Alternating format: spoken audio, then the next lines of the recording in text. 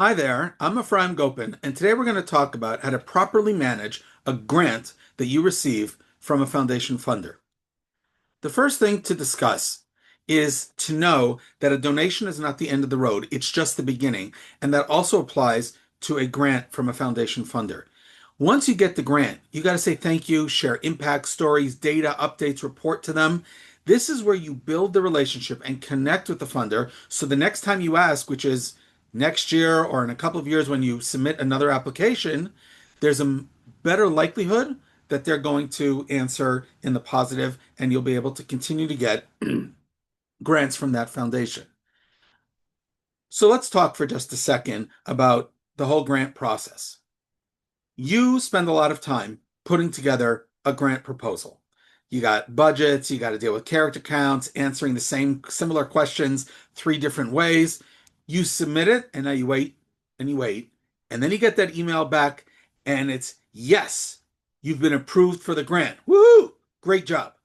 Now's where the real work begins. Some of the work begins already prior to submitting the application, and some of it after you get a yes. But think of all the things that you have to do because you got to track the funds, you got to document the programs and the services, you're going to have to produce reports.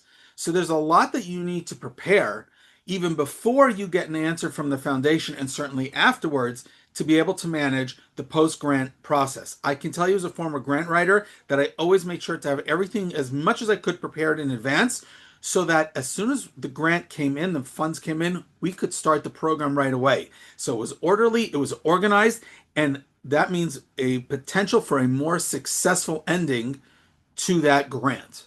I also, though, worked at a global family foundation, and I can tell you what happens when organizations are not ready and not prepared to manage the grant after they get it.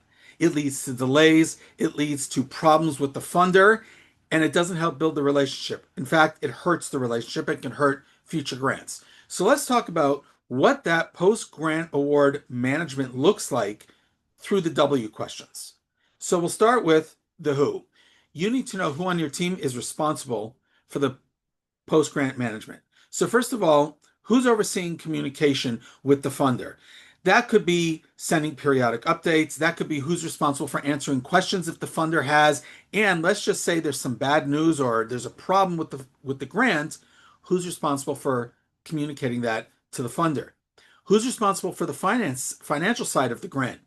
Who tracks the funds? Who is responsible for knowing can the funds be used for salaries or not? Who's allowed to spend the funds? All of that is important for you to know.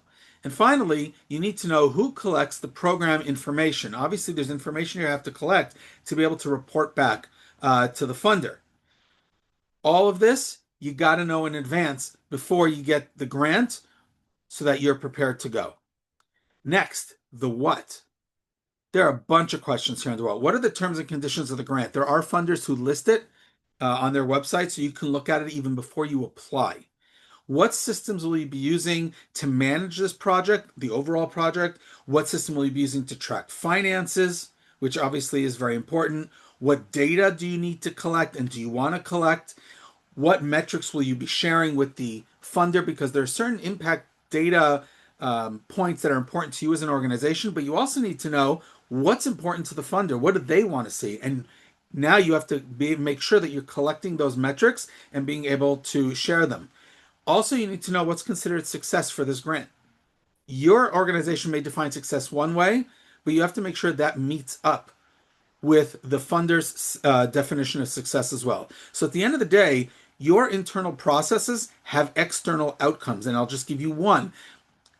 Being prepared and having a successful outcome to the grant gives you a better chance of getting a follow-up grant in subsequent years. Let's talk about the where. And the big question here is where are you going to store all the critical information that you'll be collecting for this grant? So there's information, there's documents, there's images, there's pictures, there's data, there's testimonials, stories, quotes, all that has to be collected. So the first question I have for you is where are you going to store that? My suggestion would be in a Google Drive where everybody who's involved in the grant can upload the critical information into that folder, and therefore Everything will be stored in one place. Here's another option for you. Appoint somebody in your organization as the point person, and that person collects everything and stores it. So everybody knows, give it to person X, and then they will store the critical information for when it's needed.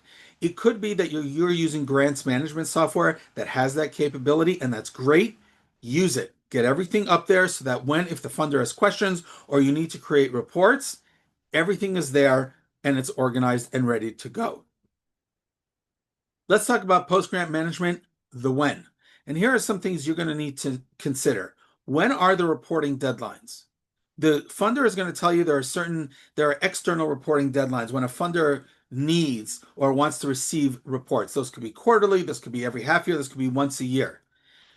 But there's the external and then there's the internal. If I know when the external is, when the funder needs that report, then I have to calendarize for us as an organization, when do we need to have everything ready? When do we have to collect all the information and get it ready to go? You'll need to know when are site visits happening in case the funder wants to come see the program or services in action. When are there going to be special events or programs that are related to the grant itself? Right? All of this is important to establishing a good relationship with the funder and meeting your deadlines. In fact, I'd suggest not just meeting your deadlines, but submitting reports a couple of days beforehand. Show the funder you're organized and that you are a nonprofit that can be trusted. Now, there are times a deadline passes and you didn't get the report in on time. What should you do? Honesty. Contact the funder, and if you know you're not going to hit the deadline, don't wait until the day of the deadline or the day after. Contact them a week before, a couple of days before, and tell them, here are the issues we're facing. This is why we can't have this ready on time. Could you please give us a couple of extra days? Funders will be, they're fine with that. As long as you're honest and upfront with them. What they don't want is that the deadline passes and then, well, where is it? And now you say, oh, well, we were having problems. Make sure you're organized and ready so that the funder, and just in case this happens, obviously meet your deadlines, but if you're not going to, be honest and give the funder a heads up with plenty of time.